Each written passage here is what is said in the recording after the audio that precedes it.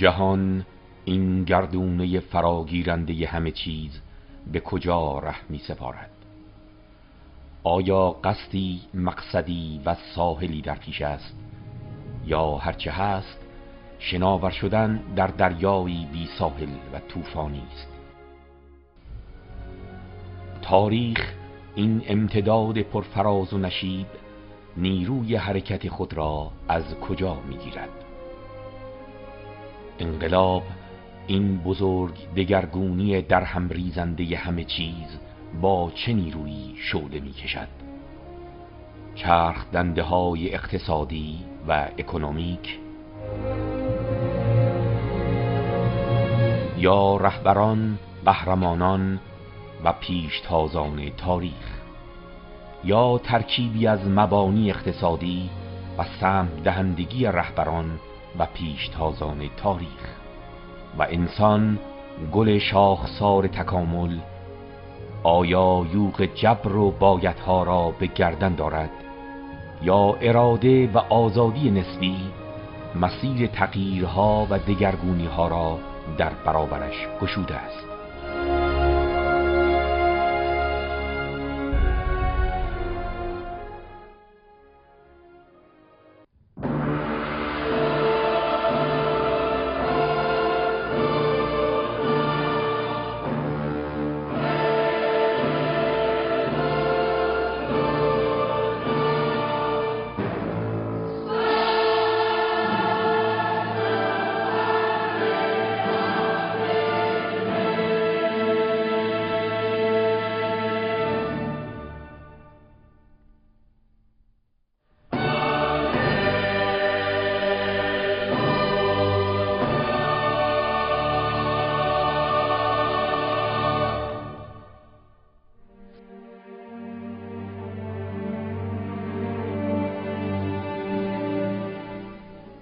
از مجموع بحث هایی که تاکنون صورت گرفت 3 نتیجه گیری مهم به دست می آید.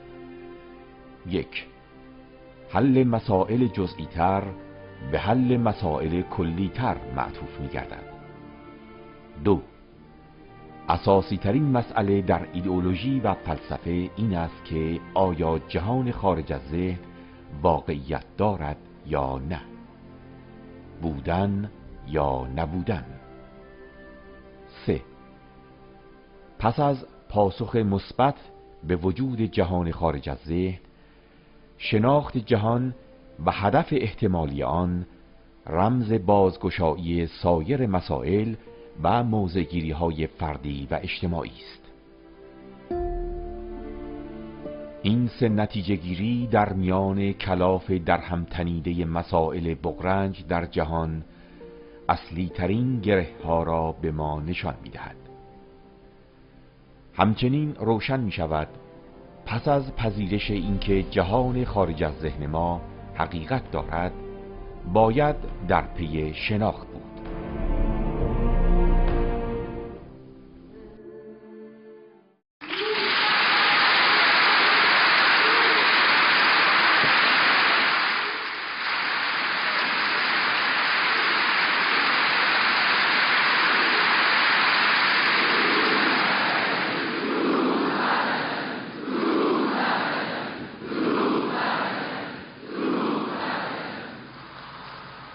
همینجا روشن میشه که تازه بعد از پذیرش این مطلب که بله خارج از ذهن واقعیتی هست مستقل از ما،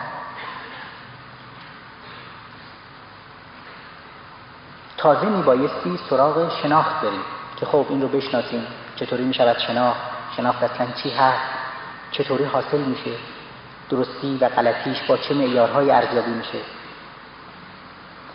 شناسایی درست چه متد و چه منطقی داره، اصلا حد و حدود شناخت‌های ما تا کجا هست، توان شناخت پذیری ذهن ما تا کجا هست و الی آخر، که البته ما فعلا به این مبحث کاری نداریم و اون رو به بخش‌های بعدی کارمون موکول کردیم. خب فراموش نکردیم که بحث ما از اینجا شروع شد که ایدئولوژی چیه.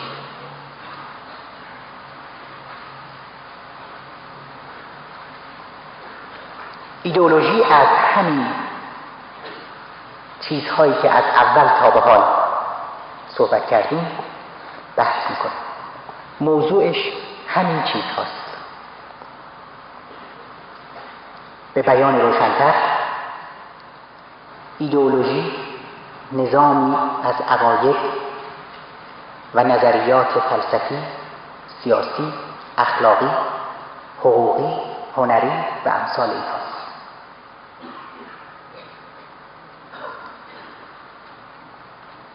تأکید میکنم که نظام یا سیستم یا دستگاهی از نظریات فلسفی و الی آخر. بعداً خواهیم دید که این واژه نظام یا دستگاه یا سیستم چه اهمیتی داره. پس ایدئولوژی که این همه صحبتش رو میکنیم جمیع عملکردها و مناسبات و روابط انسانی رو در بر میگیره و اونها رو تبیین و تنظیم میکنه. یعنی همه کارهایی که ما میکنیم حتی اگر خودمون ندونیم بر حسب یک ایدئولوژی، بر حسب یک ادراکی از جهان، ولی ناخودآگاه جامعه‌مون یا تربیتمون و وراثتمون یا طبقه‌مون رو ما داده باشیم تنظیم شده بر حسب اینکه ارزش‌هامون چی هستن.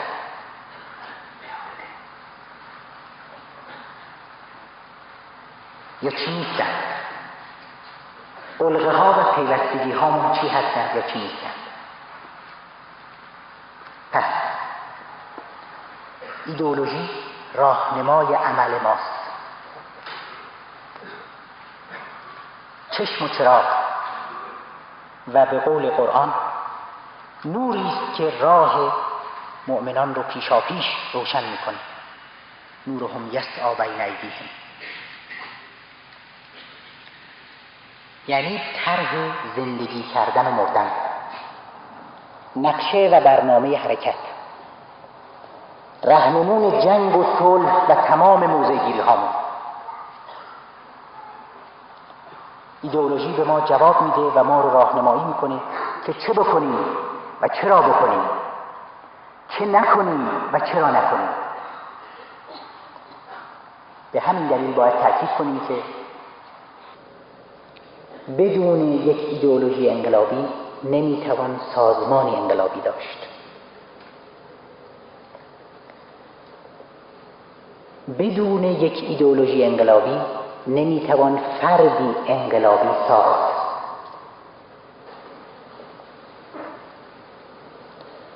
اگر حتی برای صعود به یک قله بایستی راهنما داشت و یا راه بلد بود، به طریق اولا جای گرفتن پایدار و مستمر در قلل انقلابی نیازمند یک ایدئولوژی یا راهنمای عمل انقلابی است.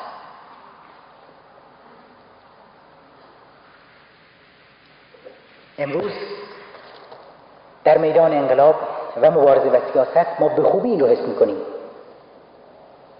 انبوهی از مسائل و تضادها چه باید کرد؟ فلانجا چه کار باید کرد و فلانجا چه کار باید کرد؟ درست و غلطش چیه؟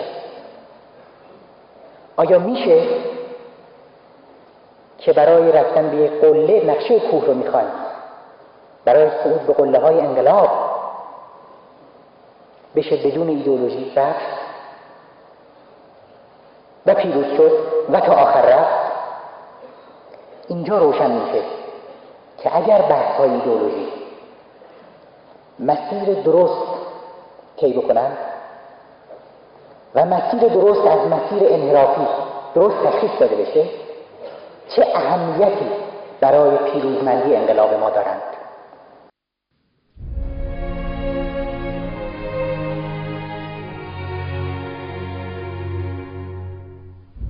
کار ایدئولوژیک کسب اصلی همه حرکت‌های سازمان است.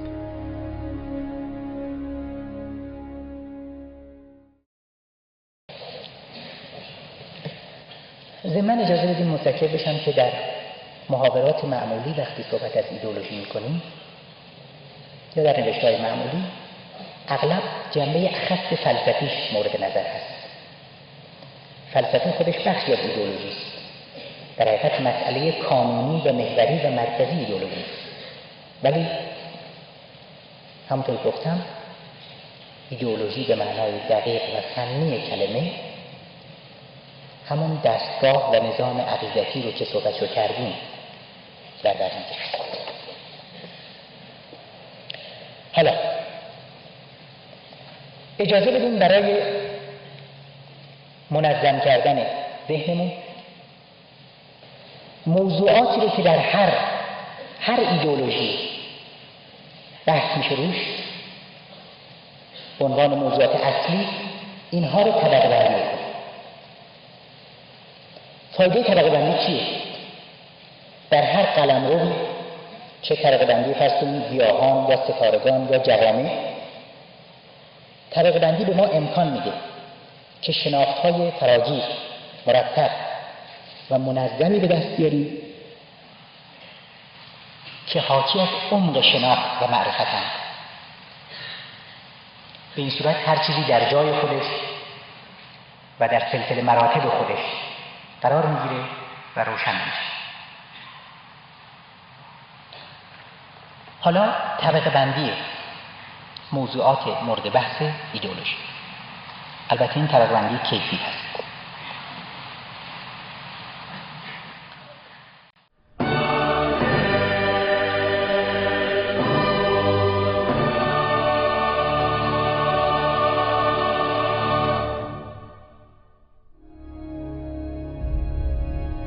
ایدئولوژی یک دستگاه و نظام عقیدتی است.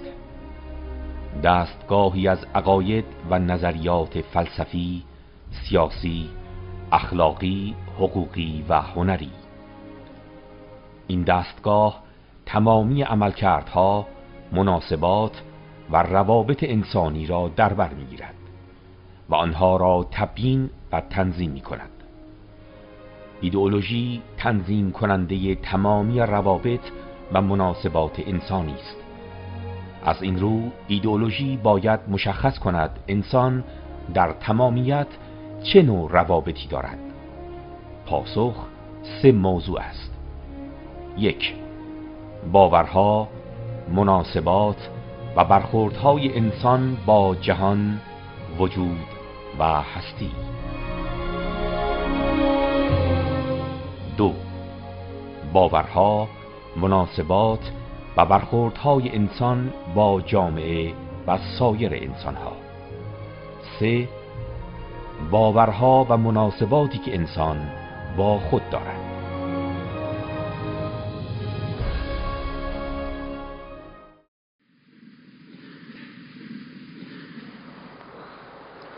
پس ملاحظه می‌کنیم حالا که هر ایدئولوژی 3 مسئله یا موضوع اساسی داره. وجود، انسان، تاریخ،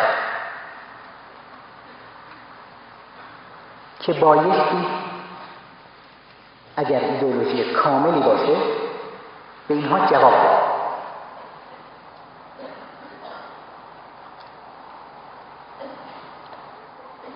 البته این که به اینها جواب بده یعنی چی؟ بعداً در موردش به تفصیل هر کدوم رو در جای خود صحبت خواهیم کرد. فعلا ما میخوایم موضوعات مورد بحث ایدئولوژی رو کلاً مشخص بکنیم. با این همه یک کمی توضیح لازم است. در قسمت وجود بالاخره باید روشن بشه آیا اصلا این جهان هدفی داره، خالقی داره، سمت و مضمون داره، یا چنین چیزهایی در کار نیست.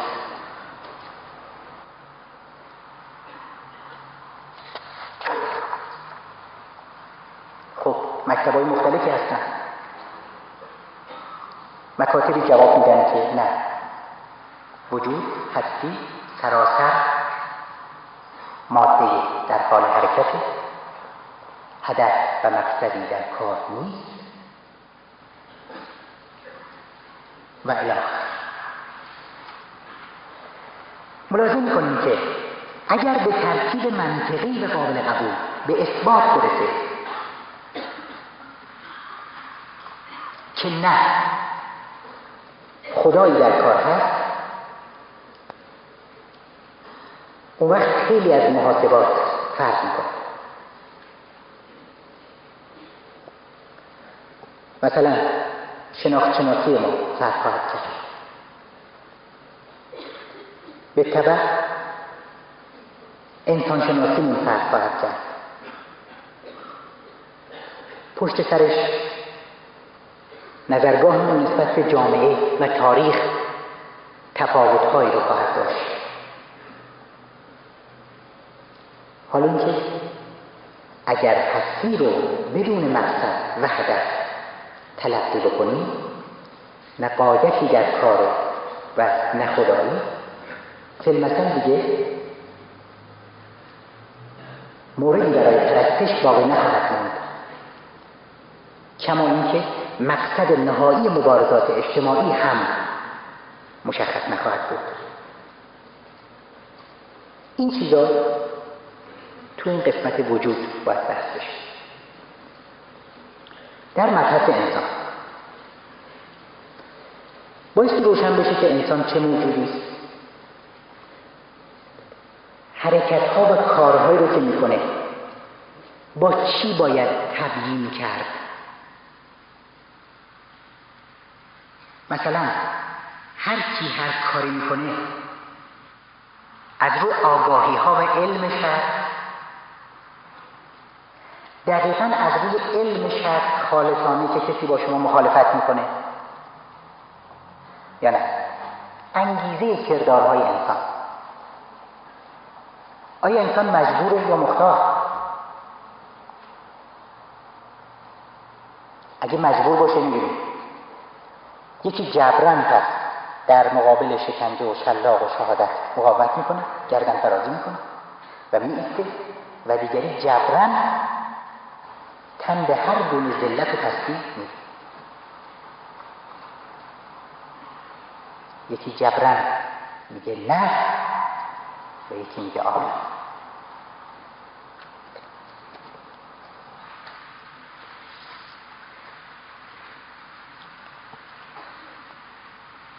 آیا تبیین فروید از عملکردهای انسان درسته؟ آیا این درسته که عنصر جنسی به مثابه محرک تمام عملکردهای انسان، چه مستقیم یا چه غیر مستقیم هست؟ از کسی که انقلابی است تا کسی که ارتجاعی است.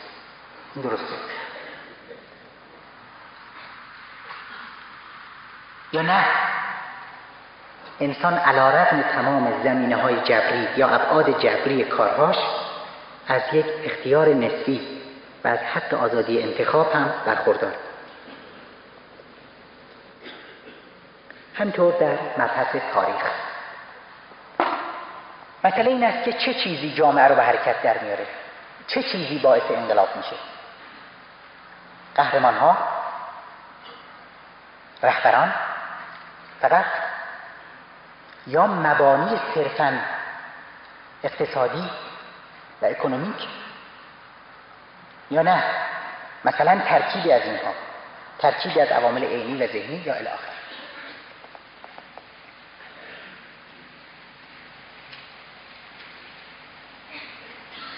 پس ما کلی ترین موضوعات و اساسی ترین مسائل مورد بحث ایدئولوژی رو که ایدئولوژی ها بایستی بهش جواب بدن باهاش مختصراً آشنا شدیم.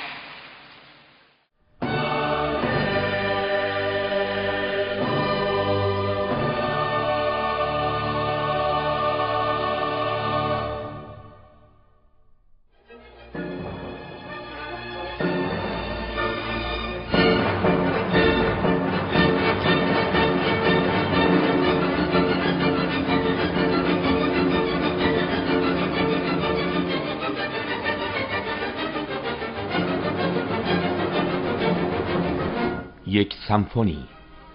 آرشه ویولون ها یک دست و هم نوا حرکت می کنند. ضربات موزون طبل ها، رعشه یک دست تارها، صداهای ریز و بم برخاست از یک ارکستر، هماهنگ و همصدا.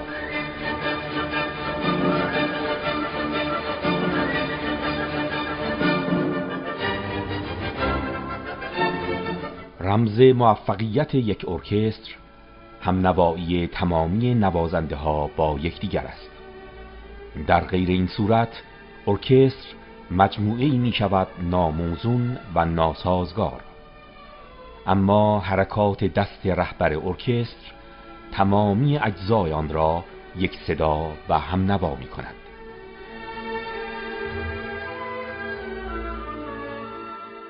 در یک دستگاه ایدئولوژیک نیز سه موضوع اصلی، وجود، تاریخ و انسان، باید با یکدیگر همخوان و همنوا باشند.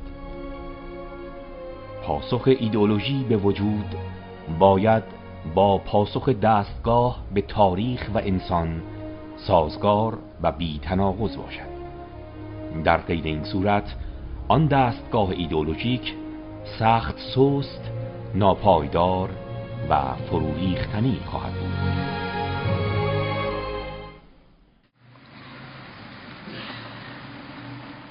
وقتی دستگاهی عاری از تناقض باشه بهش میگیم سازگار، و الا ناسازگار و متناقض خواهد بود. حالا این مفهوم رو میخوایم بیاریم توی بحث خود.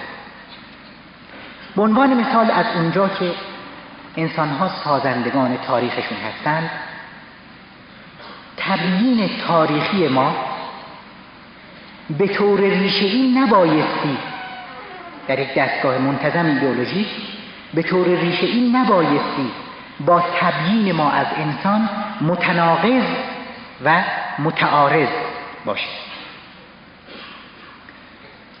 به عنوان مثال اگر ما انسان رو موجود مجبوری بدونیم، یعنی فاقد اراده آزاد و فاقد اختیار نسبی و فاقد حق انتخاب، تحلیل‌های تاریخی ما نیز قطعاً بایستی جبرگرایانه باشه و بنابراین چندان جایی برای عملکرد ارادی و غیر اجباری عنصر آگاه یا احزاب یا دستجات سیاسی باقی نخواهد گذاشت. یعنی هر کاری که اینها بکنن اثرش روی حرکت کلی جامعه اثری نخواهد بود که از اون جبریات از پیش تعیین شده، مثلا انقلابی اگر رو به صعوده یا اگر رو به افوله. چرا اینطوره؟ برای اینکه قضایای ایدئولوژیک یکی بعد از دیگری از هم بیرون میاد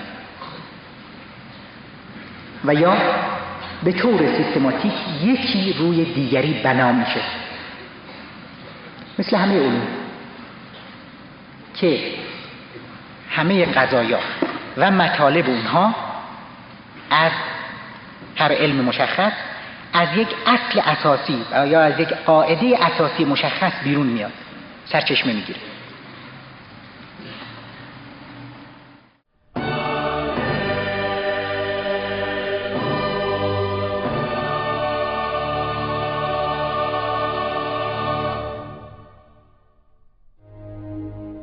یک جسم حالت ایستایی یا حرکت یک نواخت روی خط راست خود را حفظ می کند، مگر آنکه تحت تأثیر نیرویی مجبور به تغییر حالت بشود. ایزاک نیوتن، دانشمند انگلیسی، توانست این اصل اساسی را کشف کند.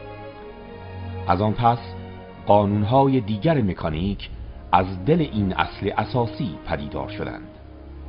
علم مکانیک با تمامی قوانین، فرمولها و دانش پیشرفته امروز مدیون همین اصل پایه‌ای و اساسی است.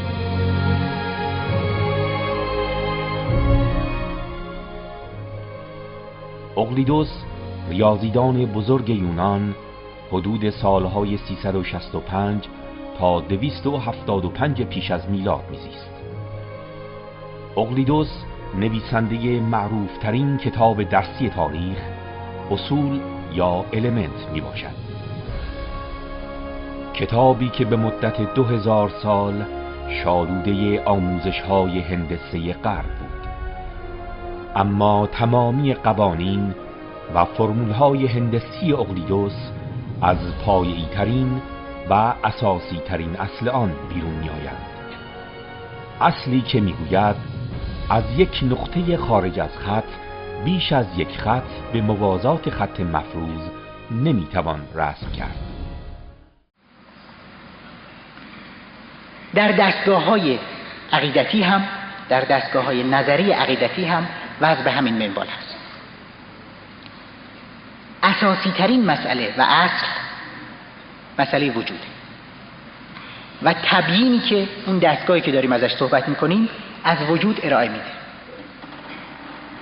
بعد بر اساس همین تبیین ریشه‌ای تکلیف دو مسئله بعد، یعنی تاریخ انسان یا انسان تاریخ، و به دنبال اینها تکلیف صدها و هزارها مسئله دیگه روشن خواهد شد.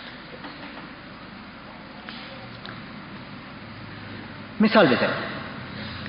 دستگاه و نظام عقاید ماتریالیستی رو در نظر بگیریم. توجه کنیم که تأکید میکنم ماتریالیستی و نه مارکسیستی، چرا که بعداً نشون خواهیم داد که درهای مکتب مارکسیسم از نظر ما صرفاً و تماماً بر ماتریالیسم نمیچرخه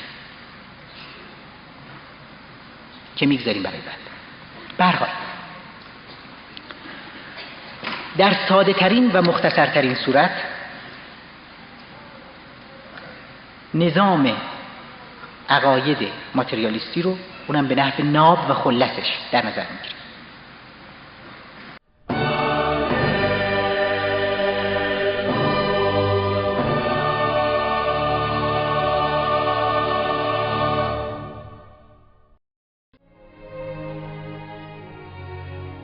پاسخ ماتریالیسم به جهان، هستی و وجود یک واژه است: ماده.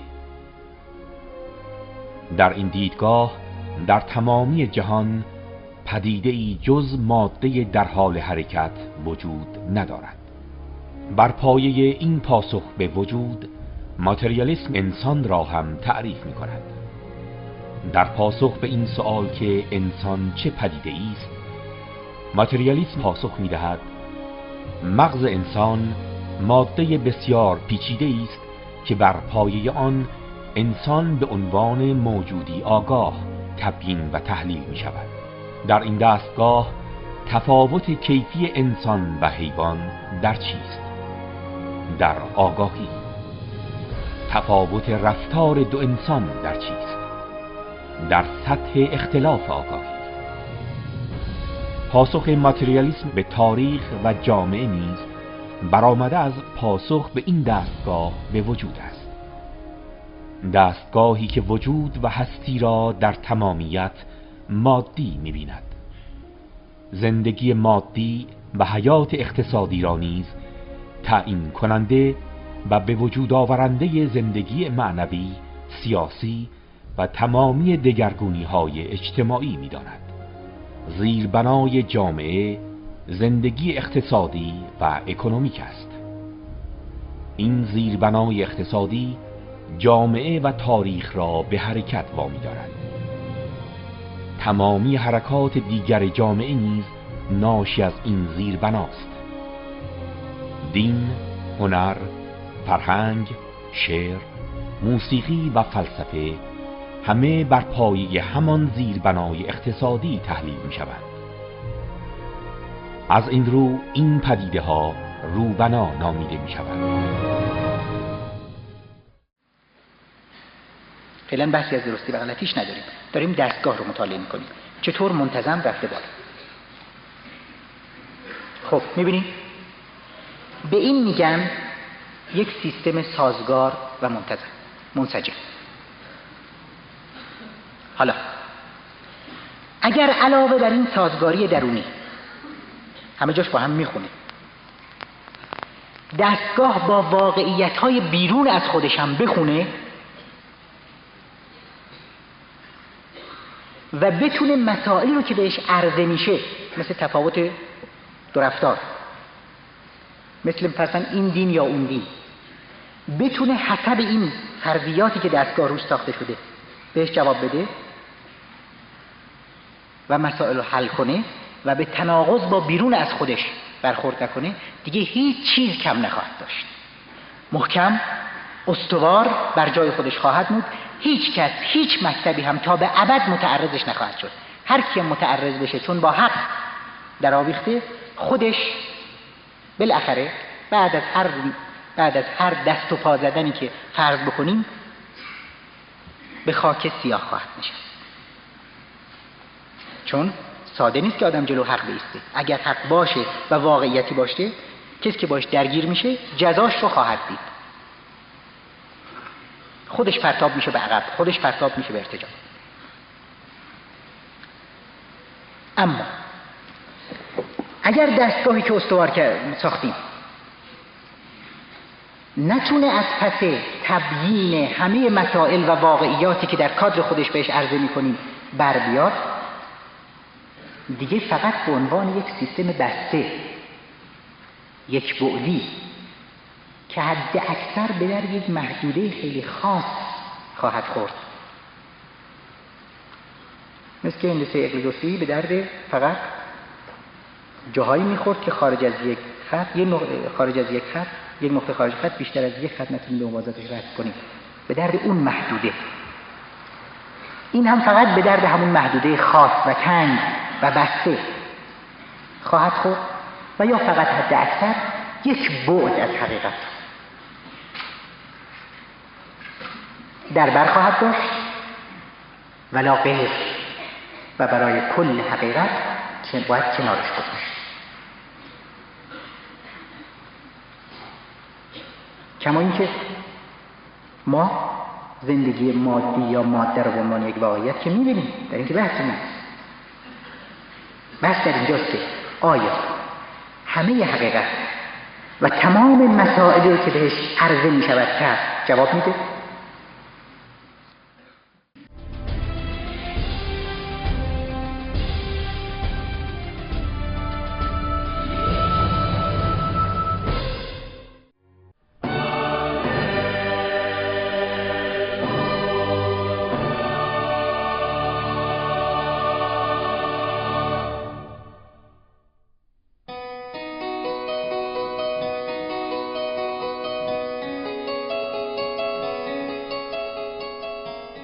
اصل پایه‌ای هندسه اقلیدوسی میگوید از یک نقطه خارج از خط بیش از یک خط به موازات خط مفروض نمیتوان رسم کرد.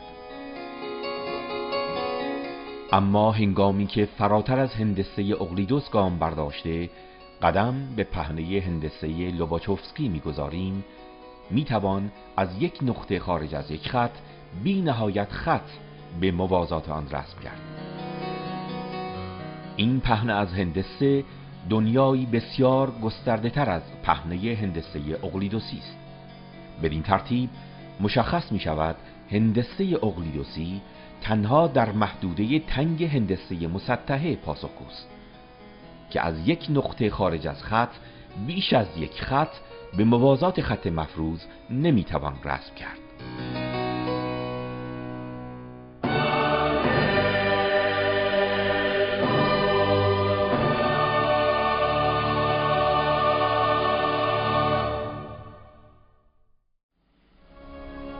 پیکره علم اقتصاد سرمایه‌داری بر دو پایه عرضه و تقاضا بنا شده است. در این دستگاه میان عرضه و تقاضا همواره باید تعادلی برقرار باشد. تمامی فرمول‌های دیگر علم اقتصاد سرمایه‌داری از پایه عرضه و تقاضا سرچشمه می‌گیرند. این علم مسیر دنیای اقتصاد سرمایه‌داری را گشود. در دنیای سرمایه‌داری بسیاری کشورها، تراست‌ها و شرکت‌ها مسیر شکوفایی اقتصادی را طی کردند. اما ساختمان پایه علم اقتصاد سرمایه‌داری در یک نقطه فرو می‌ریزد: بحران. هنگامی که دنیای اقتصاد سرمایه‌داری به بحران می‌رسد، اصل عرضه و تقاضا دیگر پاسخگوی این مشکل نیست. آغاز تناقض. پس برای حل پدیده بحران باید در پی علمی دیگر بود، علمی که گستره آن بسیار فراتر از اصل عرضه و تقاضا باشد.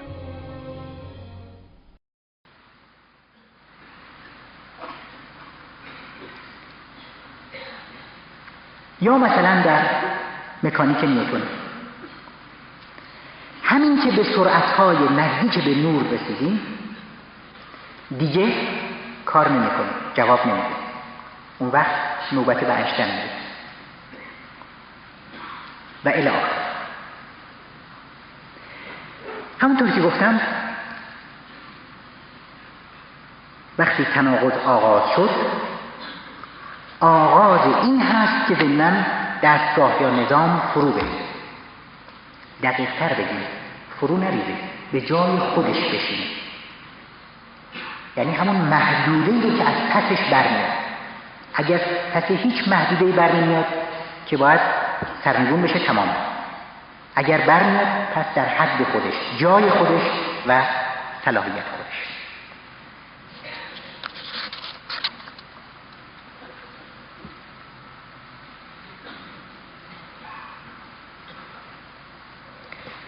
ملاحظه می‌کنیم که سیستم سازی چقدر مشکله.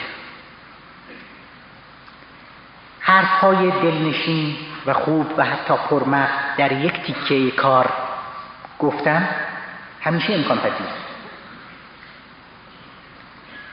اما تمام حرف‌ها و برخوردها و روابطمون رو بیایم در قالب یک دستگاه منتظم و منسجم و به خصوص که این دستگاه با واقعیت جهان هم سازگار باشه بریزیم، این دیگه خیلی مشکله.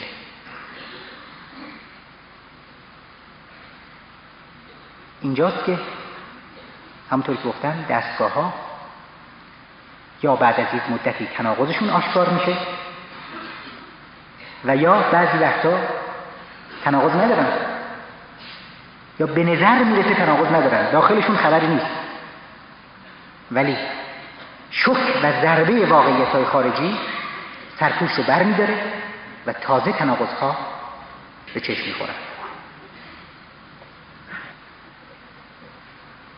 حالا وقتی به بحث خودمون برمیگردیم، تناقض سیستم‌ها وقتی روی شد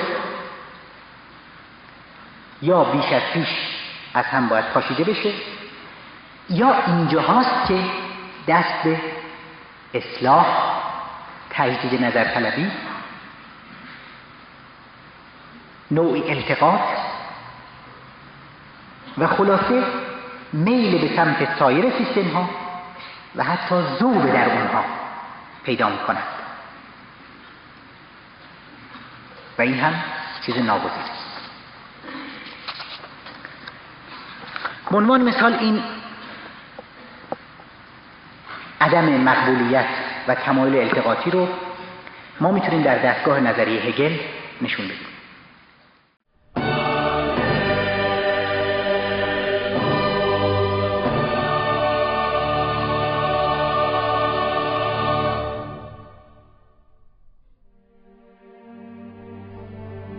گئورگ ویلهلم فردریش هگل در 27 اوت 1770 میلادی در شهر اشتوتگارت آلمان دیده به جهان گشود.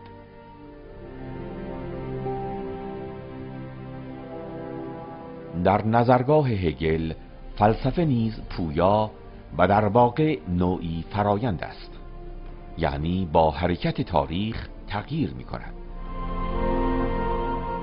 در این دستگاه تاریخ زنجیره طولانی تأمل و تفکر است. به باور هگل، روح جهانی یا خدا نیز همین فرایند دیالکتیکی را طی می‌کند. بدین گونه خدای هگل خدایی است در چارچوب قوانین دیالکتیک، خدایی تغییر یابنده.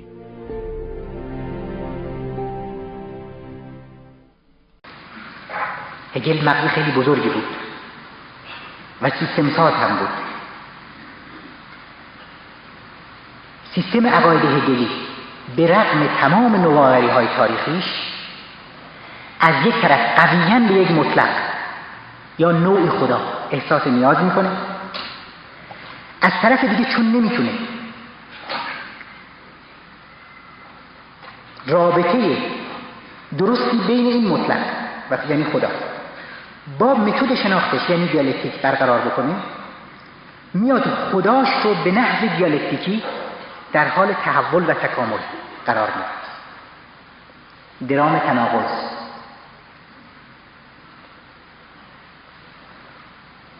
یا بیاین دستگاه نظری روانکاوی فروید رو در نظر بگیریم.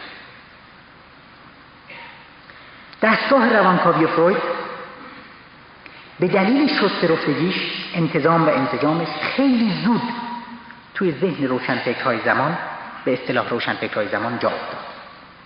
سیستم علی‌الظاهر خیلی جامع و بی‌نقص بود، سر و تهش به اصطلاح با هم میخوند. فروید چیکار کرده بود؟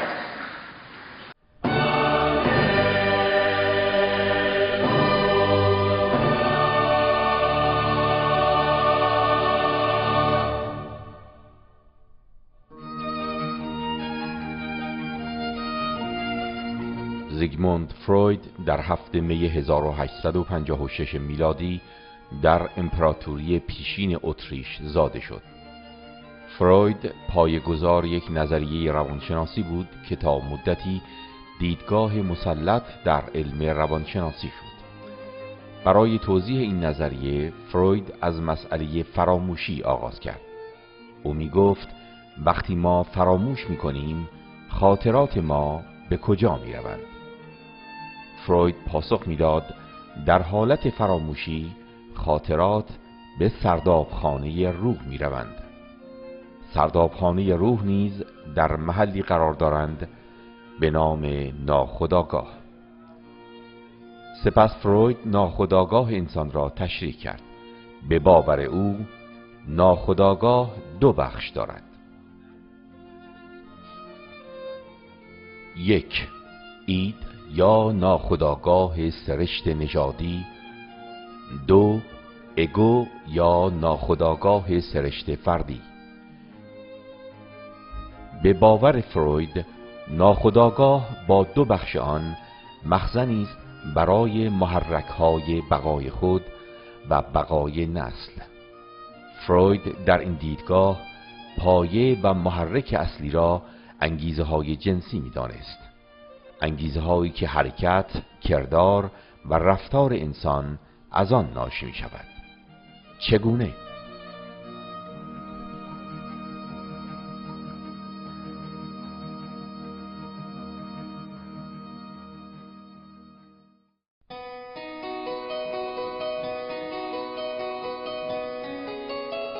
بر پایه این باور، اید یا ناخودآگاه سرشت نژادی همان خاطرات اولیه بشر است.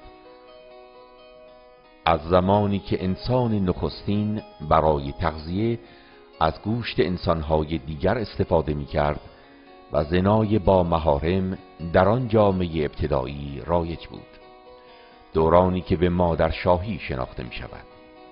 حال این خاطرات در اید یا ناخودآگاه سرشت نژادی انسان نهادینه شده و به نسل‌های امروز رسیده است. فروید می گفت حال این خاطرات فشرده شده نژادی در اید در هر انسان به صورت حسادت‌ها و کینه‌ها خود را بارز می کند. برای نمونه دختران وارد حسادت و رقابت با مادر خود می شوند و پسران حسادت و رقابت را نسبت به پدر دارند. به باور فروید اینها بازتاب خاطرات سرکوب شده در همان سردابخانه روح است. سپس این خاطرات که در عید مانند فنری فشرده شده در بزنگاه‌های مختلف ظاهر می‌گردد. برای نمونه انسانی تحت تأثیر آن انقلابی می‌شود، انسانی دیگر جنایتکار و یکی در پی زندگی خود است. یعنی آن انسان وحشی اولیه که در سردابخانه روح جای گرفته خود را به صورتهای گوناگون بارز می‌کند. فشارها، اضطرابها و نشانه‌های نوروتیک همه نمودهایی از آن است. در این دستگاه همه انسان‌ها دیوانه هستند. تنها میزان دیوانگی آنها با یکدیگر متفاوت است. به باور فروید انسان در یک جبر کور نژاد شناسانه فاقد هر گونه اختیار و آزادی عمل است. یعنی انسانی که جنایت می کند با انسانی که خود را فدای دیگران می کند فرقی ندارد، چرا که هر کدام در یک جبر کور که عمل کرده همان عقده‌های نژادی است دست به چنین کارهایی زدند.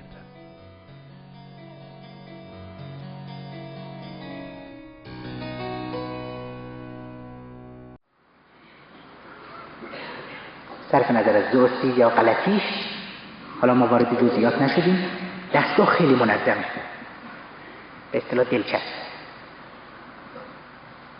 ولی حقیقت این بود که انسجام دستگاه یک انسجام ذهنی و ظاهری بود، اگرچه به ظاهر سنگر مقاومت ناپذیری به نظر می رسید. برای چی؟ اصلا از سنگ بناش در یک تفکر ماتریالیستی مکانیکی، این هم نه دیالکتیکی، فروید تصور میکرد که خاطرات وقتی نیستند یک جایی میرن وقتی فراموش میکنیم. درست مثل که شما پرسید این نور وقتی چراغ خاموش شد کجا میره؟ مثل که تصور کنیم نور الان رفت توی سیم، نبینیم که نور محصول چه رابطه‌ای است و خاطرات هم محصول چه رابطه‌ای هستند، یا فراموشی محصول چه رابطه‌ای است، کما اینکه یادآوری محصول چه رابطه‌ای هست. برای اینکه فرویدی از آغاز عمیقاً با انسانشناسی علمی درگیر بود و به همین دلیل بعدها با ضرباتی که یکی یکی مردم شناسی، زیست شناسی و روانشناسی واقعی بهش زد تا به تحول نیاورد. اول از همه افسانه به ارث رسیدن زیست شناسانه خاطرات انسان قبیله این باطل شد. تصور فروید این بود که ما خاطرات رو هم به ارث بردیم از اون دوران بود. هم چیزی نیست کسی خاطره به ارث نمیبره. چرا؟ برای که هنوز کارکرد سیستم قشر بالای مغز، سیستم علائم ثانوی روشن نبود. گمان میرفت که انسان خاطرات هم به ارث میبره. این باطل شد. بنابراین دستگاه فرویدی که انسجامش رو ناشی از چی بود؟ ناشی از این سنگ بنایی که سرشت انسان و جامعه برش مبتنی بود، این از بین رفت. مطابق اون سنگ بنا هر کس جنایتی میکرد یا هر کس که خیلی نبوغ به خرج میداد چیزی نبود جز تکرار همون زندگی گذشته، منتها به صورت به قول خودش سوبلیمه، متصاعد. یعنی این تغییر، اون انرژی به اصطلاح تغییر صورت داده در این زیر و حالا به صورت مثلا این که طرف نقاش بزرگی است یا نوازنده بزرگی است تظاهر می‌کنه. وقتی این افسون خاطرات نژادی باطل شد، فرویدیست‌ها دیگه مجبور بودن پشت خاطرات فردی موضع بگیرن، ناخودآگاه فردی. برای چی؟ برای که اونا به هر حال می‌خواستن عملکرد انسان رو به هر حال به ترتیبی به ناخودآگاهش رفت بدن. حالا اگر خاطره زنای با محارم به ارث نبرده از گذشته تاریخی، الان اینجا خاطره‌ای که مثلا پسر نسبت به پدرش در رابطه با مادرش احساس حسادت کرده در بچگی، این میل سرکوفته شده و بعد به صورت دیگری تظاهر کرد. به این ترتیب فرویدیسم، دستگاه نظری فرویدی دچار تجدید نظر طلبی شد، ولی قضایا به همینجا خاتمه پیدا نمی‌کنه. این تجدید نظر که ناشی از برخورد کل دستگاه با واقعیات خارج از خودش بود، سست بنیادی خود دستگاه رو هم ضمناً که سنگ بناش خیلی سسته، این رو به اثبات رسوند.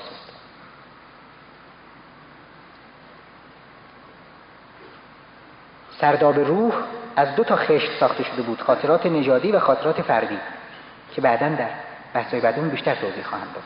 حالا وقتی یک سنگ برداشته شد، دستگاه باید رو یک پایه تاپ بیاره و اینجاست که تازه نوبت رو شدن تناقضات بعدی هست. تناقضاتی که از جزئیاتش صرف نظر می‌کنیم. حتی خود فروید در آخر عمرش با وجودی که دستگاه نظرش توی امریکا روانکاوی خیلی مقبول افتاده بود، خودش هم گله می‌کرد که ای بابا این که دیگه خیلی آبکی شد، چون یک پایش رفت، یه پایش رو عمدن بریدن، تجدید نظر کردن و الی آخر. برای اینکه خیلی از جاهای سیستم متکی بود به این پا. وقتی این سنگ بنا زده شد و بریده شد، خب دیگه اونا به اصطلاح لقی می‌کرد.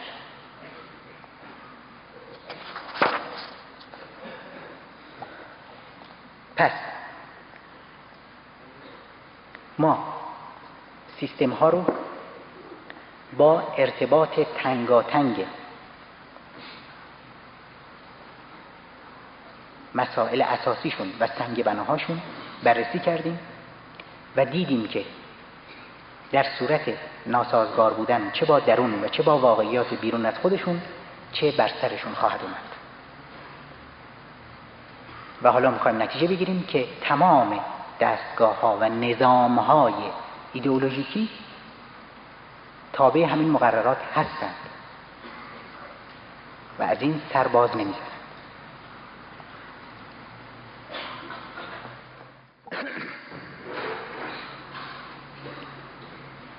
و مهم پیدا کردن اون سیستمی است که نه تنها با درون خود بلکه به طور کامل با بیرون از خودش هم تطابق داشته باشه، سازگار باشه.